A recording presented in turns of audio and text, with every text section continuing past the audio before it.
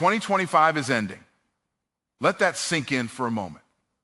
Not starting, ending. Another 12 months have passed. And the real question is not how fast the year went by. The real question is this: did you actually change? Because time is funny. Time moves whether you move or not. The calendar flips whether you grow or not. You can survive a year and still stay the same person. You can age without evolving. And most people do exactly that. They confuse motion with progress and activity with transformation. You don't get credit for good intentions. You don't get rewarded for things you meant to do. Life only responds to results. And your results are talking right now. Loudly. Look at your income. Look at your health. Look at your discipline. Look at your confidence. Those things are not accidents. They are evidence. They are receipts. They are the truth about what you repeatedly did when nobody was watching. Here's what most people won't admit. 2025 did not fail you. You failed to fully use 2025.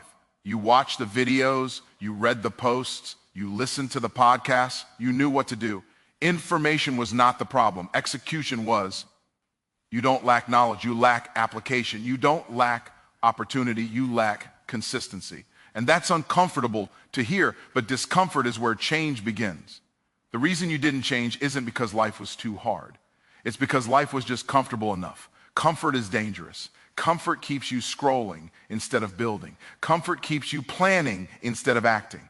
Comfort whispers, you can start tomorrow, until tomorrow turns into next year. And here's the real issue.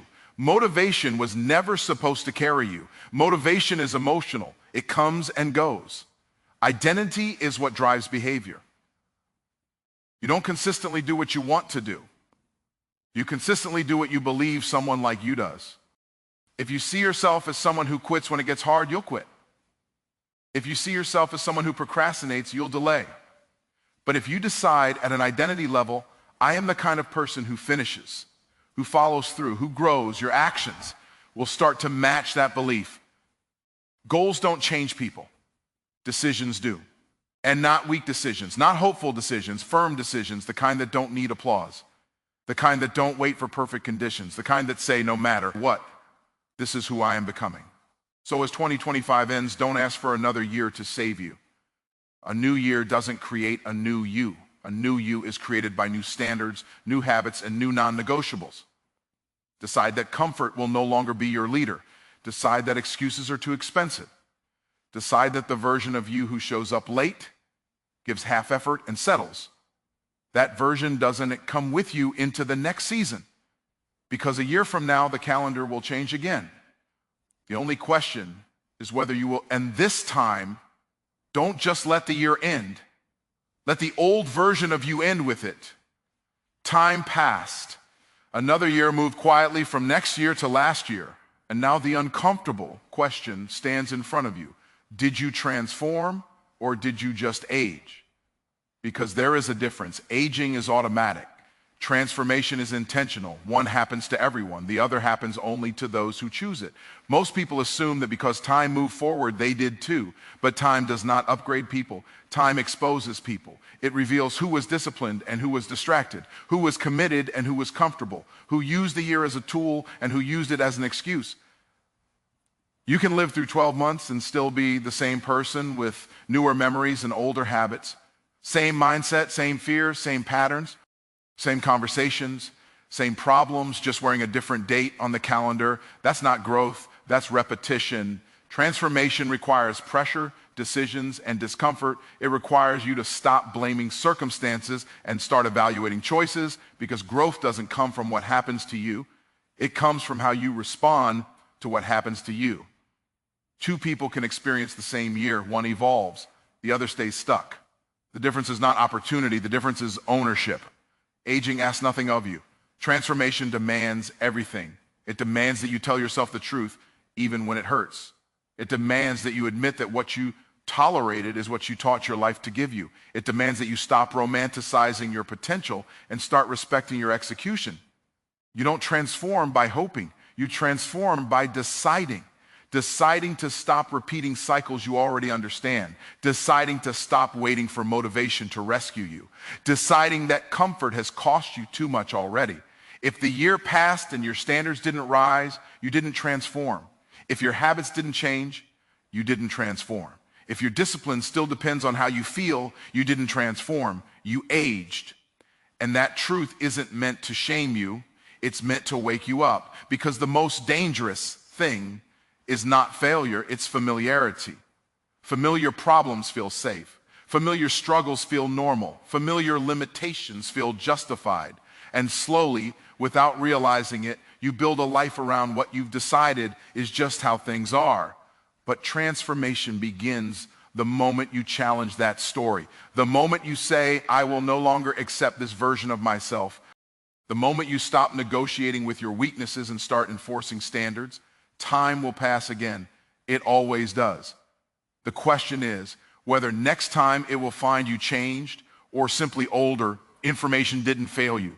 That's the part most people don't want to accept. It feels better to believe you were missing something. One more video, one more book, one more secret strategy. But the truth is harder and simpler at the same time. You already knew enough to change. What you didn't do was execute. We live in an age where information is everywhere. Answers are free, blueprints are accessible, step-by-step instructions are one search away. You were not confused in 2025, you were distracted. You were not unprepared, you were inconsistent. And inconsistency turns good information into wasted potential. Execution is uncomfortable because it exposes you. When you don't act, you can pretend you're still getting ready. You can protect your ego. You can tell yourself the story that you would succeed if you really tried.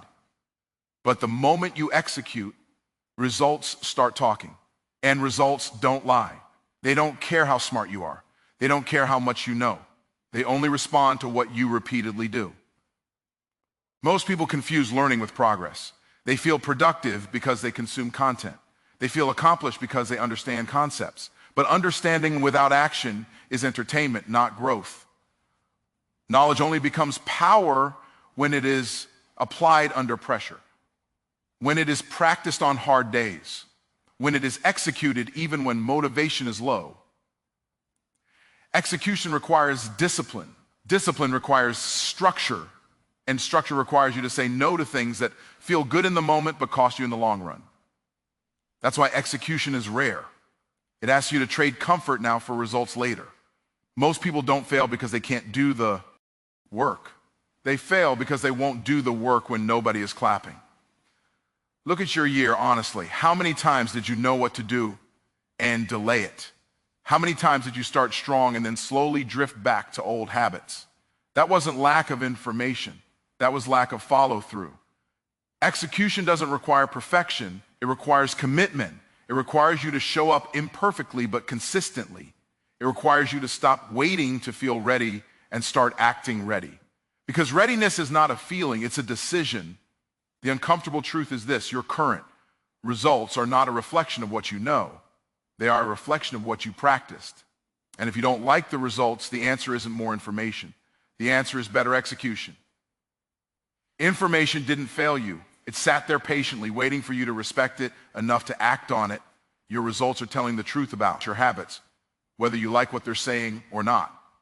Results are honest. They don't exaggerate, they don't lie, and they don't care about your intentions. They simply reveal what you do repeatedly, not what you plan to do, not what you promised yourself you'd do, what you actually did when no one was watching.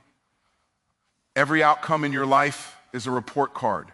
Your income reflects how you manage your time, your focus, and your value. Your health reflects what you eat, how you move, and how you rest. Your confidence reflects how often you keep your word to yourself. None of these things are random. They are patterns made visible. Most people want to argue with their results. They want to explain them away. They blame the economy, their upbringing, their schedule, their lack of support. But explanations don't change outcomes. Habits do. And habits don't care about excuses. They only respond to repetition. Here's the uncomfortable part you don't rise to: the level of your goals. You sink to the level of your habits. You can want success all day long, but if your daily behavior doesn't match that desire, the desire doesn't matter. Wanting without doing is just wishing with better language. Habits are powerful because they work quietly. You don't notice them day to day. Skipping one workout doesn't feel like failure. Procrastinating one task doesn't feel like sabotage. But habits compound. Small actions repeated over time create big outcomes, both good and bad. That's why people wake up one day confused about how their life looks the way it does. It didn't happen suddenly. It happened slowly, consistently, and predictably. Your habits are always aligned with your true priorities, not your stated ones. You make time for what matters most to you. You protect what you value.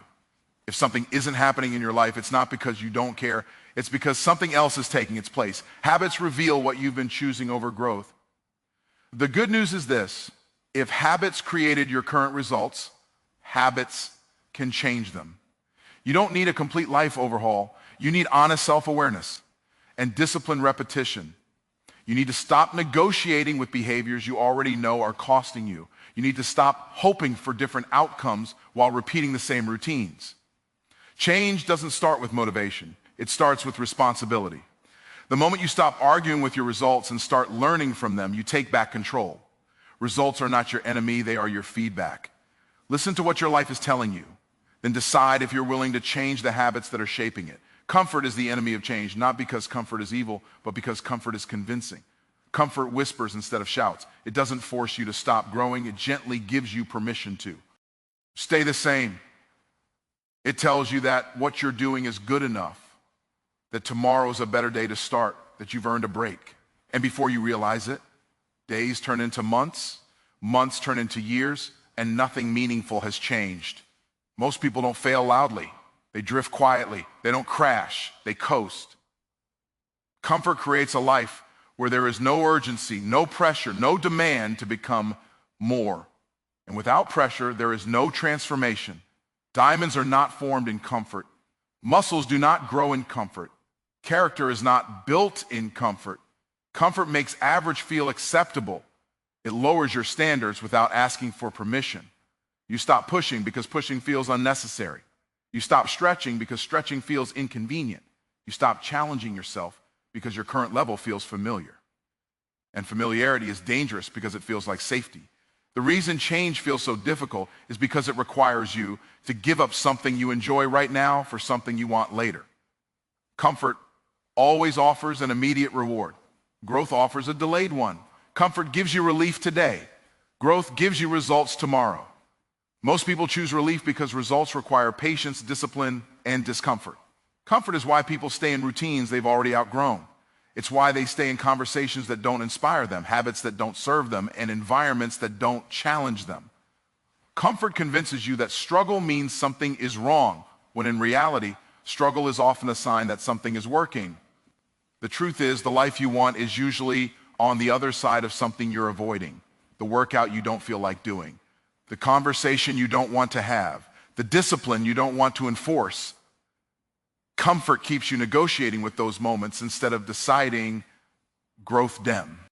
And that you become comfortable being uncomfortable, not reckless, not burned out, but willing to feel resistance and move anyway.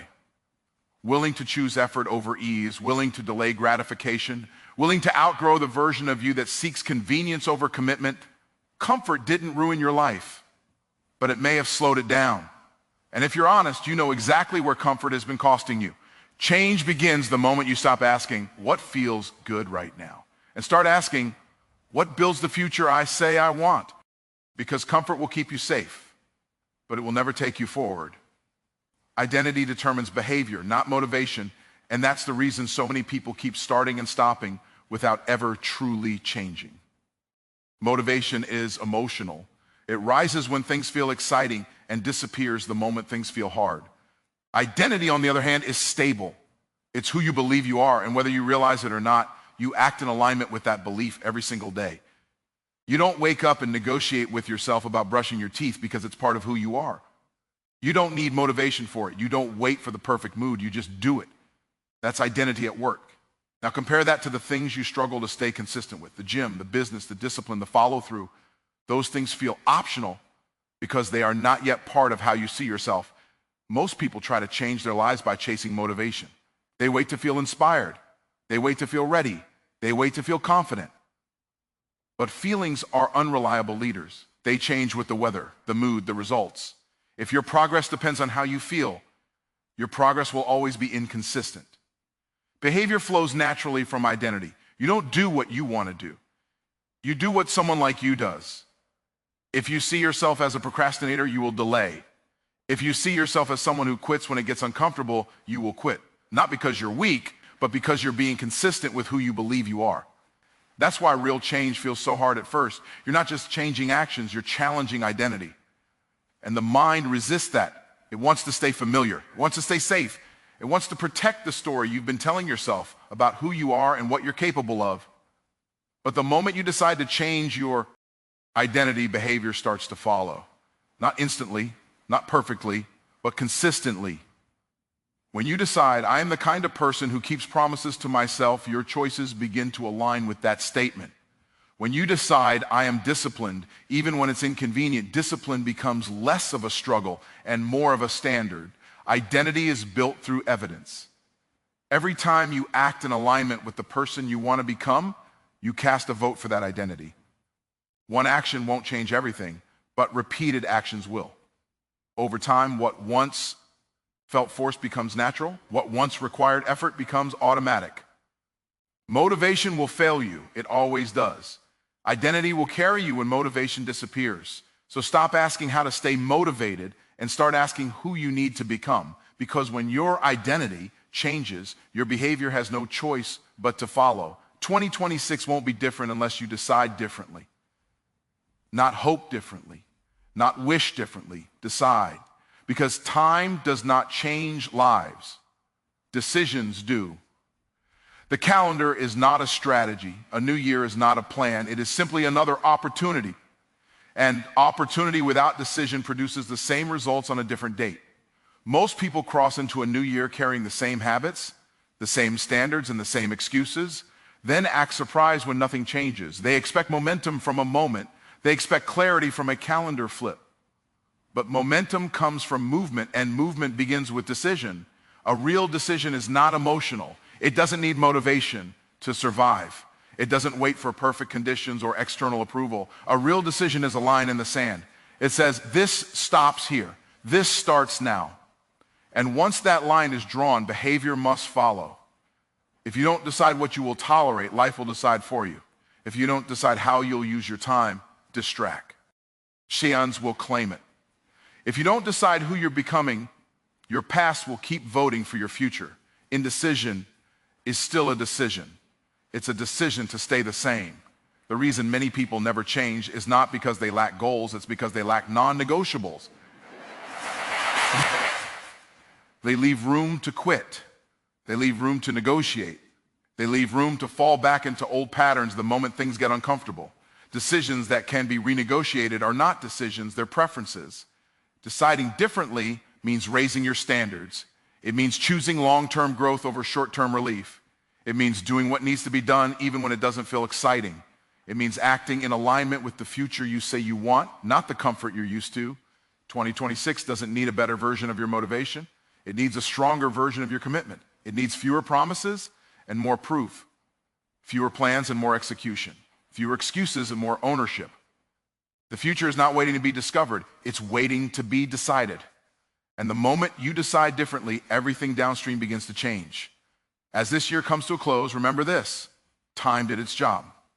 It moved forward without hesitation. The real question is whether you moved with it or simply let it pass over you, because growth is never accidental. It is always chosen. You were not missing information.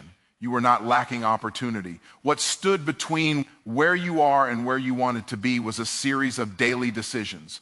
What you did when it was uncomfortable, what you avoided when it was hard, and what you tolerated when you should have demanded more from yourself. Your results told the truth. Your habits revealed your priorities. Comfort tested your discipline. And your identity quietly shaped every action you took, whether you were aware of it or not. None of this is meant to judge you. It's meant to empower you. Because what you created once, you can change moving forward. A new year will arrive no matter what, but a new life requires a new level of responsibility. If you want 2026 to look different, you must decide to be different. Not later, not when it feels easier. Now, Let this be the moment you stop letting time happen to you and start using it on purpose. Let the old patterns end here. Let higher standards begin here. And when the next year ends, let it find you changed, not just older,